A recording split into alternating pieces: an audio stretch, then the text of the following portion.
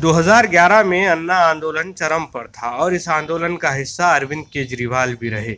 अरविंद केजरीवाल ने एक राजनीतिक दल बनाने का निर्णय लिया जिसका विरोध अन्ना हजारे ने पुरजोर अंदाज में किया। तो वहीं अन्ना हजारे की इस बात पर तर्क देते हुए अरविंद केजरीवाल ने कहा कि अगर राजनीति कीचड़ है तो हम राजनीति में जाएंगे, कीचड़ में कूदेंगे और उसको साफ करेंगे। फिर क्या था, अरविंद केजरीवाल ने 2012 में आम आदमी पार्टी का गठन किया और 2013 के चुनाव में आम आदमी पार्टी मैदान में उतरी और 70 में से 28 सीटें आम आदमी पार्टी को प्राप्त हुई, जबकि भारतीय जनता पार्टी को सबसे अधिक 31 सीटें प्राप्त हुई थी। ऐसा पेंचटका कि कोई सरकार बनाने की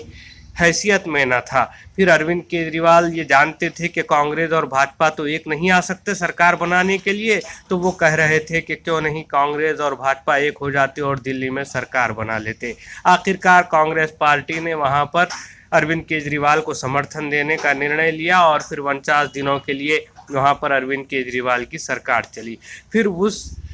सरकार से समर्थन वापस लिया गया और सरकार वहां पर आम आदमी पार्टी की गिर गई। आम आदमी पार्टी के नेता अरविंद केजरीवाल ने भी अपना इस्तीफा सौंप दिया। फिर 2014 का ऐतिहासिक पार्लियामेंट लोकसभा का चुनाव सामने आया और 2014 के लोकसभा चुनाव में आम आदमी पार्टी को एक बहुत बड़ी असफलता दिल्ली में हाथ लगी, जहां 7 में से 7 लोकसभा की सीटों पर आम आदमी पार्टी को पराजय का सामना करना पड़ा और सभी सीटों पर भाजपा सफल रही। ये एक कठिन दौर था आम आदमी पार्टी के लिए और ये कहा जा रहा था कि जो पार्टी आंदोलन से निकली अब कहीं ना कहीं वो अब पतन की तरफ है, अब वो समाप्त हो जाएगी। फिर 2015 में दिल्ली का विधानसभा चुनाव हुआ। आम आदमी पार्टी पूरे जोरों शोर के साथ दिल्ली के विधानसभा चुनाव में उतरी और 70 में से 67 सीटें जीत करके एक इतिहास रचा। ये वो समय था जब योगेंद्र यादव, प्रशांत भूषण, कुमार विश्वास, शाजिया इल्मी और पत्रकार आशुतोष सहित कई लोग आम आदमी पार्टी का उस समय हिस्सा हुआ करते थे। फिर उसके बाद वहां पर 3 नगर पालिकाओं के दिल्ली में चुनाव हुए और तीनों ही नगर पालिका के चुनावों में फिर से आम आदमी पार्टी को असफलता हाथ लगी और भाजपा ने तीनों ही नगर पालिकाओं में अपनी सत्ता जमा ली। फिर ऐसा लगने लगा कि आम आदमी पार्टी कहीं ना कहीं कठिन दौर से गुजर रही है, लोगों का उस पर से विश्वास उठ चुका है। फिर 2019 का लोकसभा चुनाव आया और फिर क्या था, परिणाम जो है आम आदमी पार्टी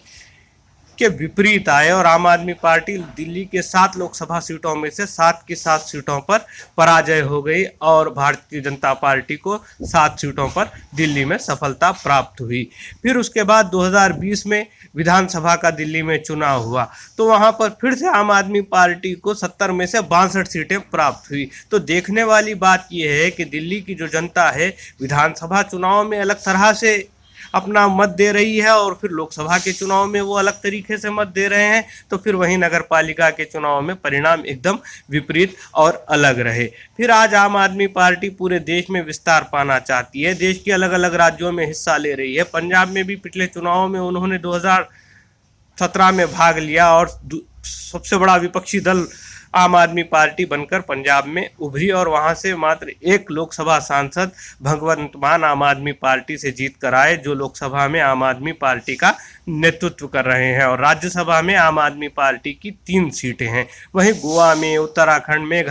मेघालय और कई राज्यों में भी आम आदमी पार्टी ने चुनाव में भाग लिया, लेकिन खातिर खा सफलता आम आदमी पार्टी के हाथ में नहीं आई। अब उत्तर प्रदेश में भी आम आदमी पार्टी चुनाव में उतर रही है। तो वहीं आम आदमी पार्टी के नेता और राज्यसभा से सांसद संजय सिंह ने हाल ही के दिनों में सपा के नेता अखिलेश यादव और पूर्व मुख्यमंत्री उत्तर प्रदेश अखिलेश यादव से उत्तर प्रदेश में मुलाकात की है। संजय सिंह एक बहुत बड़े अच्छे वक्ता माने जाते हैं, बहुत अच्छा भाषण देते हैं और उनके भाषण के अंतिम हिस्से में हमेशा वो एक परिवार की पार्टी कहकर दूसरे पार्टियों पर आरोप लगाते रहे हैं, चाहे कांग्रेस हो, भाजपा हो, समाजवादी पार्टी हो, आरएलडी हो, आरजेडी हो और अनेक दलों पर वो परिवारवाद का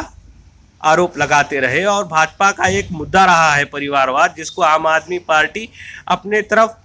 खींचने की कोशिश कर रही है, जबकि सब जानते हैं कि अगर आज कांग्रेस पार्टी स्थिर है तो वो नेहरू गांधी परिवार की वजह से है। भाजपा भी जानती है कि जब नेहरू गांधी परिवार कांग्रेस से हट जाएंगे तो संभवतः कांग्रेस पार्टी समाप्त हो जाएगी। वहीं भारतीय जनता पार्टी मजबूत इसीलिए है क्योंकि संघ परिवार कहीं ना कहीं भाजपा की जो कार्यशैली है, भाजपा जो काम करती है उस पर नज़र रखे हुए है, और अगर कोई भाजपा से बगावत करता भी है तो वो सफल नहीं हो पाता। तो वहीं आम आदमी पार्टी भी इस मुद्दे को अपनी तरफ खींचना चाहती थी, लेकिन आज आम आदमी पार्टी इस बात को जानती है कि वो उत्तर प्रदेश और देश के अन्य राज्यों में सफलता अपने बलबूते पर प्राप्त नहीं कर सकती, तो उन्हें कहीं ना कहीं गठबंधन करना होगा, और समाजवादी पार्टी के साथ वो आज गठबंधन करने के लिए